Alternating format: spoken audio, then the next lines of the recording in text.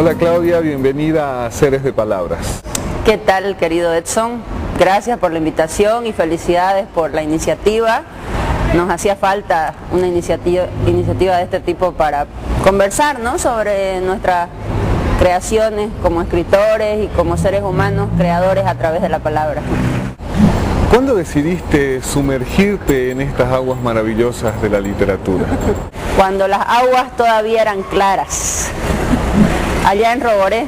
Roboré es el pueblo de mi mamá, que tiene ríos de aguas cristalinas, maravilloso, y ahí pasé momentos maravillosos de mi vida y de algún modo esos momentos quise inmortalizarlos a través de mi poética y de algún modo entonces han ido naciendo, ¿no? Nació mi primer libro, Versos de Agua, donde en la tapa justo está una caída de agua de un lugar que se llama Los Totaizales, es un lugar mágico, entonces ahí me sumergí en esas aguas cristalinas y ya luego me he ido metiendo a aguas no muy cristalinas también. ¿Cómo fue tu inicio en la lectura, en tus primeros libros?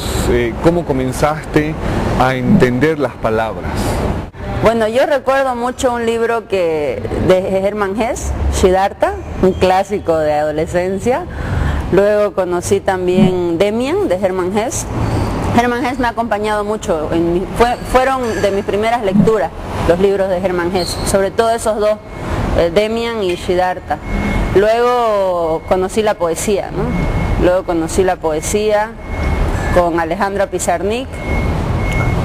Y sí, fue lo primero que leí, así dije, pucha, algo más alegre porque ya conmigo es suficiente. Pero nos encontramos como se encuentra dos almas que se parecen mucho a veces, ¿no? Porque yo me sentía muy identificada con su poética, con su melancolía. No sé, algo hay en mi ser que es más fácil que me abrace la melancolía a ratos que la alegría, aunque parezca lo contrario, ¿no? Entonces, eso fue lo primero que leí en poesía. Luego fui explorando y me encontré con Sarah Kane, por ejemplo. Luego conocí a Amos Oz también, un escritor israelí. Y Amos Oz me dio esperanzas.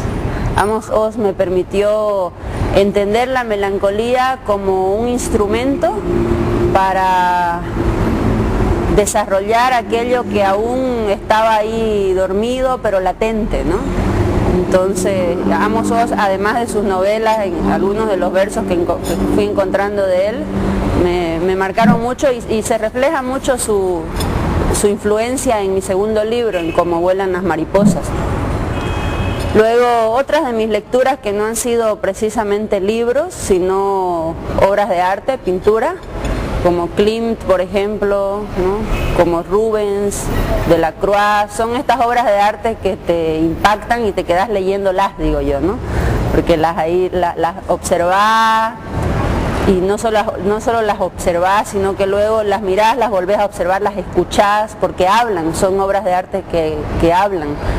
Y entonces ya vos haces el ejercicio, que fue mi caso, hacer el ejercicio de esa pintura a esa pintura, ponerle palabras, ¿no?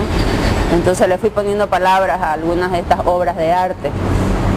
Entre otras lecturas de libros, concretamente hablando, está también Gioconda Belli, es una autora que leo mucho, tanto su narrativa como su poética. Me gusta más la narrativa de Gioconda Belli. El País de las Mujeres, por ejemplo, es una novela con bastante sentido del humor desde lo político, ¿no? Y luego también he explorado un poco la poética de Pedro Ximose, entre nuestros autores nacionales, la poética de Pedro Ximose, que es una poética de la selva, ¿no? Es una poética de nuestros lados, esa poética que todavía está ahí diluida y hay que, me parece, darla a conocer y posicionarla.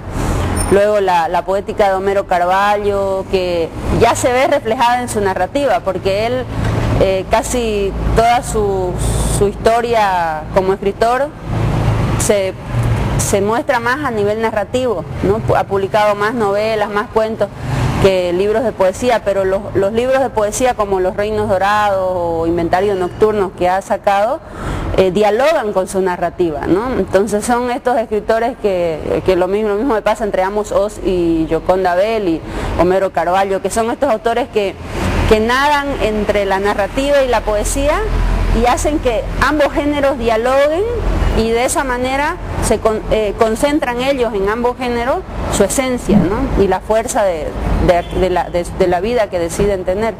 Entonces estos autores han sido parte activa de mi proceso creativo a nivel literario.